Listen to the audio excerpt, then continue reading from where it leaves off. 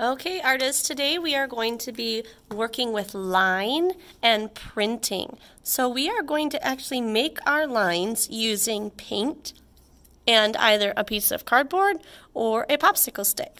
The very first thing that we need to do is write our name and code on the back of our paper, because these papers are going to look really similar when we have those black lines on them. Because we're going to be using paint, it's important to protect our tables, so we need a messy mat underneath of us. And when we use the paint, you'll notice that the tray has paint in the middle.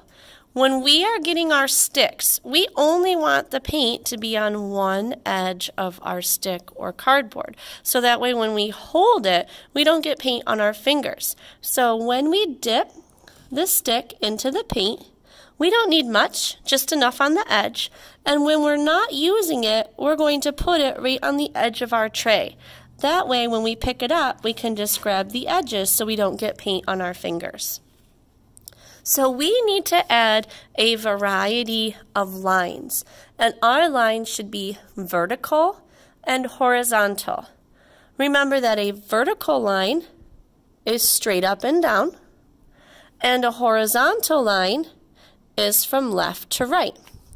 We do not want to do any diagonal lines on this project. A diagonal line goes from corner to corner. Today we are only doing vertical and horizontal. And it's okay to intersect our lines. Intersect means one line is on top of another, because we're going to create some square or rectangle areas with our printing. It's okay if your lines go off the edge of the paper, because we have a messy mat, but I want you to try to fill your paper up with vertical and horizontal lines.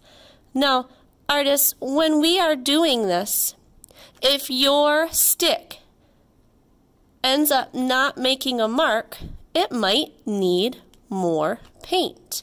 You can usually get quite a few lines with our paint,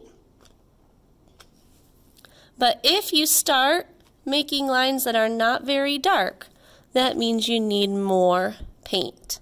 This one's kind of light, so I'm going to dip my paint in the styrofoam one more time to help me make some more. It's okay if your lines go off the edge. It's okay if they intersect.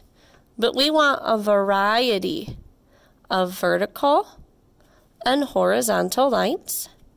We're aiming for our best not to get any paint on our tables and not to get any paint on our fingers. So we're paying really close attention to how much paint is on our stick and where we are placing it. So I don't have any diagonal lines. If I wanted to make a line really long and my popsicle stick isn't long enough, I can just add to the top of it to make it long. And you'll notice that's what's happening is we're making some areas of squares, we're making some areas of rectangles by just doing some stamping of vertical and horizontal lines. Once again, if your paint starts to look light, just go ahead and dip it into the paint once more before you add more lines. When you are satisfied with your vertical and horizontal lines, remember, we don't want to get much paint on the part of the popsicle stick that we hold on to, so I'm going to carefully put it on the edge of my tray.